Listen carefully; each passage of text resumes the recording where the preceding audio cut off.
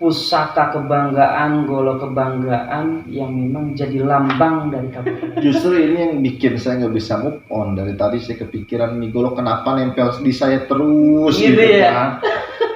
Saya berasa ada ikatan batin sama golok ini. Iya, pastilah. Orang Kerawang harus punya ikatan batin. Banyak. Kita berbagi cerita orang Kerawang.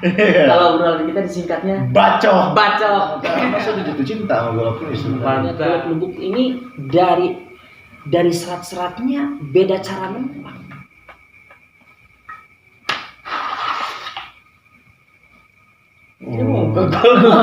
Ngeri kita. Assalamualaikum warahmatullahi wabarakatuh. Waalaikumsalam warahmatullahi wabarakatuh. Alhamdulillah, Allahumma sholli ala Muhammad wa ala ali Muhammad. Malam yang mudah-mudahan berkah. Amin. Mudah-mudahan kita semua disehatkan oleh Allah Subhanahu wa taala. Terima kasih Bung Ardawi Sumatma MPD. Mahal itu. Mahal. Iya. Sudah sudi mampir ke kediaman saya. Ini pengen mengenalkan Iya. kenapa sih ini dikenal lubuk gitu. Iya. Kenapa dikenalnya sebagai golok lubuk? Apa sih yang menjadikan ini dinamai lubuk gitu? Banyak ya yang berasumsi. Apakah kenapa dinyatakan sebagai golok lubuk itu? Apa dia punya filosofi mungkin secara aksiologi ya. Secara aksiologi aksiologi artinya itu kegunaan ya. Artinya secara kegunaannya memang ini benar-benar untuk panggilan jiwa dari hati untuk kita menggunakan golok ini. Kan begitu barangkali ini ya. Barangkali mungkin secara epistemologi, secara keilmuan maupun dari ontologi gitu kan, secara kegunaan dan sebagainya. Kan begitu.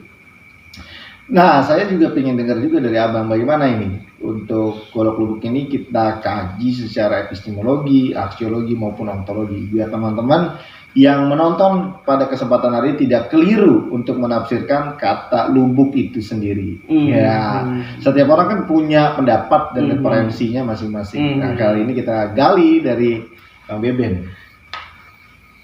Tadi sebetulnya nggak salah juga, Bung. Iya. Karena memang searah dengan teori yang ketiga atau pendapat yang ketiga. Iya. Yang mau saya utarakan. Iya. Tapi kita baliknya ke pendapat yang pertama dulu ya, Bung. Iya. Kenapa ini golok dinamain golok lubuk? Iya. Kita harus buka dari karakter goloknya. Iya. Ujungnya turun ke bawah. Iya. Lubuk itu sendiri kalau dalam KBBI adalah tempat paling dalam di dasar lautan, paling bawah, paling dasar. Nah, jadi dari karakter golok ini adalah golok yang turunnya sampai bawah. Dari teori itu maka golok ini dinamakan golok lubuk karena turun sampai dalam, sampai dasar. Itu nama golok lubuk yang pertama diambil dari karakter bentuk goloknya yang turun. Kalau dibalikin orang lihatnya kayak perahu. Perahu sendiri kan punya cekungan dalam ya. Itu karakter dari karakter golok. Yang kedua adalah teori kenapa ini disebut golok lubuk. Ternyata saya punya keterangan dari orang tua dulu bahwa ini ditempa dengan cara berbeda. Ada tempat atau wadah buat tempat nih golok disebutnya lubuk. Wallahu alam. Wadahnya itu sifatnya dalam, makanya disebut lubuk. Nah, nama lubuk itu sendiri diambil dari wadah buat nempak golok ini. Lubuk nama wadahnya. Jadi nama wadahnya lubuk, maka golok ini disebut golok lubuk. Itu teori yang kedua. Ini mohon maaf Bang, ada hubungannya dengan ini nggak, sarungnya nggak kira-kira? Kemungkinan sebetulnya bukan berarti ini ya. Saya membayangkan bagaimana cara memproses golok ini dengan dikaitkan wadah atau tempat menempaknya gitu. Saya bayangkan seperti ada tempat yang menempa, bukan goloknya yang ditempa. Berikut dengan wadah itu yang ditempa. Ini hanya pemikiran saya, Bu. Wallahu alam seperti apa wadah yang dimaksud lubuk itu. Iya. Kan kalau kita ngelihat golok-golok mungkin golok yang mungkin ini ya. Boleh. Kalau kita melihat golok ini kan ini berbeda sekali. Sangat. Dari serat, dan saya melihat sekali ada goresan kayak penghalus gitu ya. Iya. Lihat sekali ada penghalusnya. Barangkali ini sudah mulai menggunakan gerinda. Betul. Saya. Dan kalau ini sama sekali tidak ada tapak gerinda. Oh iya. Saya juga khusus tapak tempaan doang. Iya. Tapak tempaan doang. Dan memang muncul serat-seratnya itu yang bikin wow sekali gitu hasil karya empuk ini. Iya. Saya sarungin lagi ya yang ini ya. Iya Bang. Itu golok seran. Iya. Ada teori yang ketiga, Bung. Gimana teori yang ketiga? Justru ini teori yang nyambung tadi dengan kalimat Bung, bahwa mungkin dipanggil golok lubuk karena pemegang golok ini adalah orang-orang yang mendapatkan panggilan jiwa. Iya. Panggilan hati. Iya. Karena kalau lubuk itu biasa dikaitkan dengan lubuk hati. Iya, lubuk hati. Suatu tempat di relung hati yang memang paling dalam. Makanya disebutnya lubuk hati. Iya. Ini ada kaitannya dengan kalimat dari Kiai Haji Nur Ali. Ini lagi-lagi Kiai Haji Nur Ali bicara sejarah. Iya. Karena nama lubuk ini diambil dari perkataan Kiai Haji Nur Ali. Iya. Perjuangan di daerah Kerawang pakai golok. Iya. Goloknya golok lubuk aja kata Haji Nur Ali. Iya. Yang dimaksud golok lubuk menurut penafsiran kata-kata Kiai Haji Nur Ali ini, goloknya mah golok apa aja. Iya. Tapi perjuangan pakai golok lubuk, goloknya yang ada di dalam hati. Oh, luar biasa. Makanya golok ini disebutnya golok lubuk. Iya. Goloknya golok apa aja berjuang saat itu. Iya. Mau golok yang begini, golok bandul, golok seran, golok seat, golok yang lekuknya kayak gimana. Tapi yang jelas golok lubuk itu goloknya yang ada di dalam hati.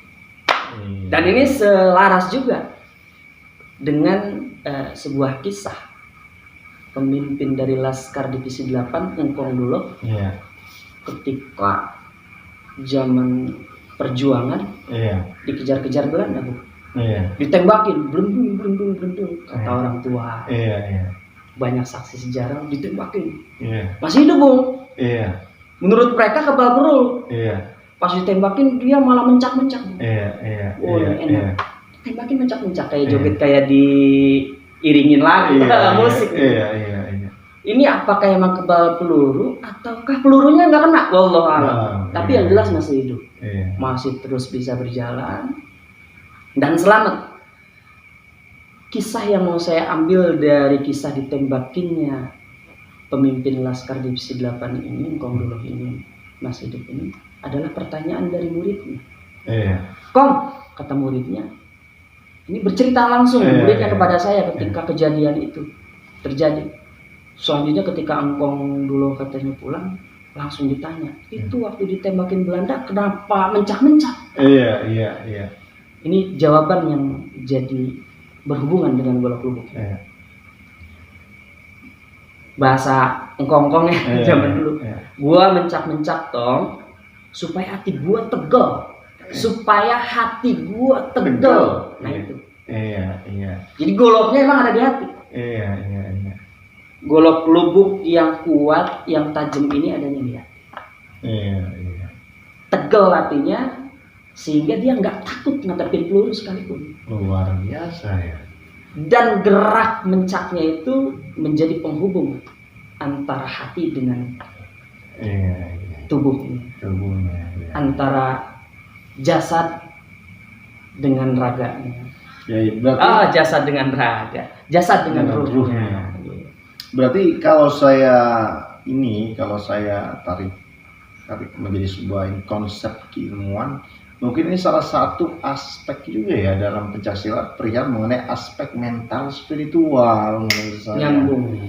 Ya artinya posisinya bagaimana seseorang bisa, menurut saya ini tingkatan tertinggi menurut saya, bagaimana dia itu meyakinkan setiap gerakannya itu datangnya dari hati.